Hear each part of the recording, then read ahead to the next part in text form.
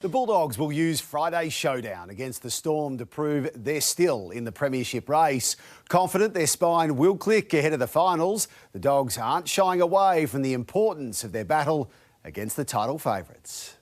Making the most of Sydney's soaking, the muddy morning worth it for one East Hills junior who scored a Bulldogs jersey. All the kids were G'ing me up to slide in there. I was, no way am I getting in there. Telstra giving out packs to junior clubs to help inspire the next generation of league stars as part of the NRL's footy country round. It's so important that we give back to grassroots, and obviously I was a country junior myself. The boy from Dubbo forced to put up with a tough audience. You a big Matt Burton fan? Yeah, very, but Lachlan Gavin the most. Is Lockie Galvin going to lead the Bulldogs to a premiership? No. The 5'8" has far more faith Cameron Serraldo's changes to the Bulldogs' spine will pay off. I think it's just building them combinations each week, and obviously knuckling down at training and building that combination. And we know when we get our best footy on that we can match it with anyone in the competition. We're only going to keep getting better, the combinations throughout the year. The Bulldogs confident they can overcome one of the game's toughest tests by beating the Storm in Melbourne. I think it's a great opportunity for us to put our footmark on the competition, and I think we believe it in ourselves, but we have to start actioning that. Max King not afraid to put one hand on the premiership trophy today. He wants it between 2 in 6 weeks. It's funny. I was thinking that it's the closest I've been to the trophy for a while, ever really. So it felt pretty good out there. I'm sure I'll feel a lot better getting the job done, but. A lot of work to do before that. Zach Bailey, 9 News. Roosters teammates are keen for young gun half Hugo Savala to sign on long-term, even when Seagulls captain Daly Cherry-Evans lands at the club as expected. Savala has been a key figure in the Roosters' resurgence into finals contention. Giant killers last week, the Roosters are trying to ignore the persistent chat around 2026 and the anticipated arrival of Daly Cherry-Evans. The Cherry-Evans factor, do you guys talk about it much, or what do you think of it? Nah, honestly, it's been brought up since, it's like since March or whatever it was. Wasted energy, don't worry about it. It'll sort itself out in its own time. But for right now, it's not brought up in these wars, not at all. The person most impacted by DCE is Hugo Savala. He's showing no signs of stress. As a young half, that probably would be a bit troubling, but he hasn't let anything get to him, so it seems. Hugo has come from nowhere to be a key member of the team. His big boot is crucial to the team's climb, and now we know how he does it. That big size 16 shoe of his kicking the ball. That big, is it?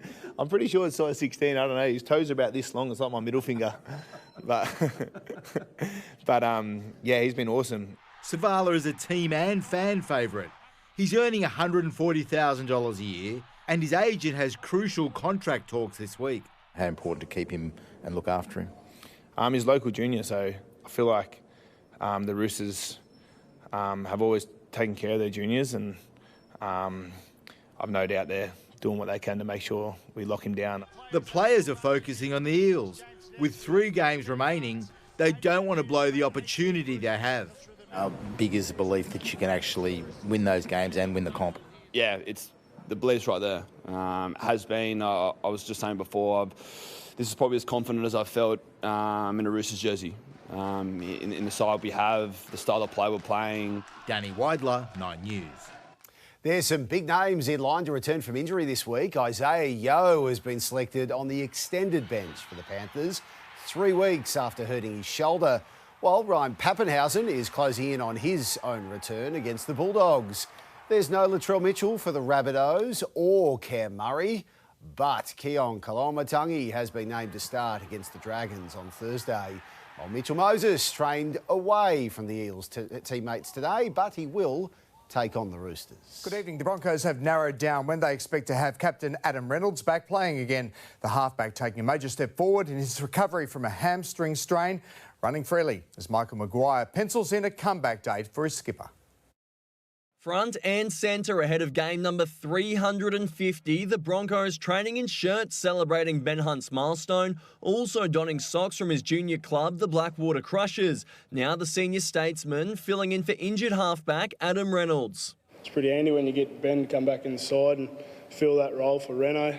I mean, such a veteran of the game, such a veteran in that position. Hunt's switch prompted Corey Pakes' NRL recall, but the off-contract hooker's days at Red Hill could be numbered. I told everyone before I wanted to be here for life, but again, sometimes in life you don't get what you want. My manager's working tirelessly around all that. I think stuff will sort itself out come October time, which is I want to leave it till then. Ben Tolte looking right at home in the NRL, taking his opportunity with both hands after debuting at 26. Well, it's something I thought that would never come true, mate. I was whacking away there at North Sydney for a little while, and look, you play footy for so long, you get to a certain age and you start to question whether it's all going to work out. Also passing the smell test, his first NRL try, including a nod to his fragrance business with fellow Broncos forward Fletcher Baker. I'm telling people that it was off the cuff, but look, Fletcher and I practiced it out in the field on the captain's run. And the skipper may be back sooner than expected from a hamstring injury, running freely today at training. I'm hoping the Reno might be a couple of weeks, so he's probably closer than the other two.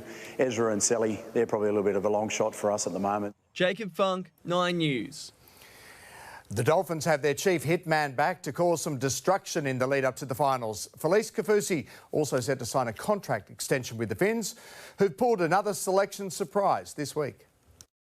Armed with more forward firepower, with Francis Molo and Felise Kaufusi returning from suspension, the latter full of regret after missing 2 crucial matches for the Dolphins. It's been tough. Always is when you're suspended. You don't have a excuse as an injury to blame, so it's obviously tough watching the boys and knowing you can't be out there to help them. The 33-year-old forward on the verge of signing a contract extension. Another year, 2, maybe, depending how the body goes. With these suspensions, it's given me a bit of longevity, so look, maybe 3, 4. Trey Fuller's been demoted to the bench for Saturday's match against Manly, despite his brilliance at fullback in the Battle of Brisbane. I thought playing against him, if I did, I'd love to pick him up and smash him, but man, he's just got some knack of finding his way through against who we see on the weekend, Haas, or the bigger boys. I'm like, man, that is courageous, and I don't know, we need to find him a spot in the team somewhere. The Wallabies have been told to expect a backlash from the Springboks after their stunning comeback victory to open the Rugby Championship, but instead Australia has issued its own response, declaring they're not scared of South Africa. No fear, I reckon. In my opinion, no fear. We're just focused on ourselves. That's all we can do. We know they're going to bring their best for 80 minutes, so yeah, we just got to prepare for 90. Savala says the win is only the start for this playing group on the road to the 2027 home World Cup.